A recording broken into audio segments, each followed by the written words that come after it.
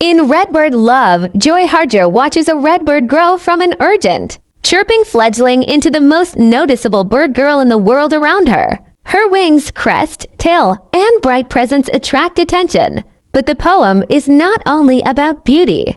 It follows the movement from growing up to finding love, building a home, and caring for another life through birds, seeds, feathers, and the sacred natural world. The poem presents love as a quiet blessing made from attention, choice, and tenderness.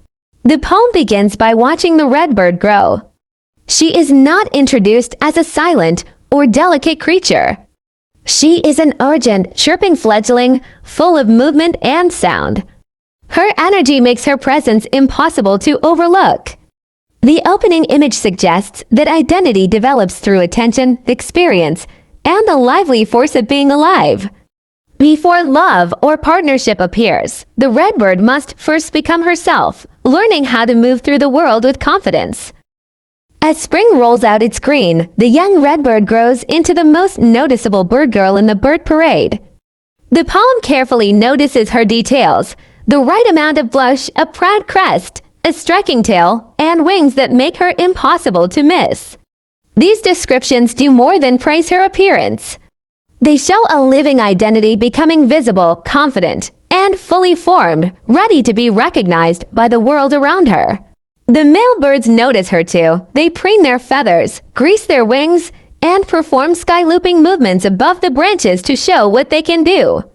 Their displays are bright and playful, but the poem also gives the redbird the power to watch and decide.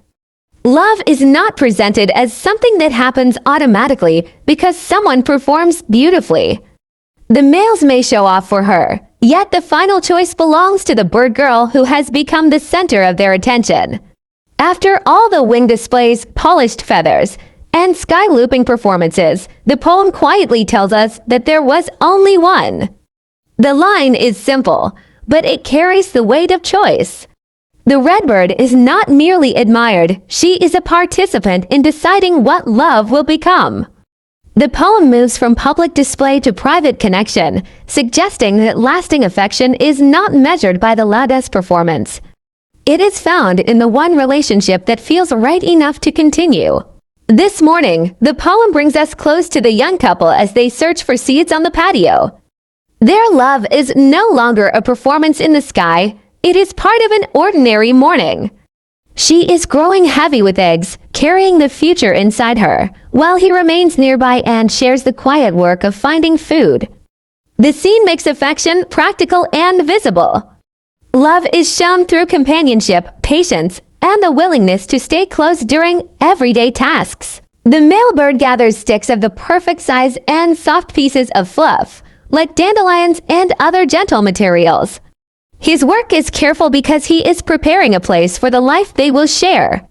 When he finishes collecting, he steps aside so the female can eat. This small gesture matters as much as the nest itself.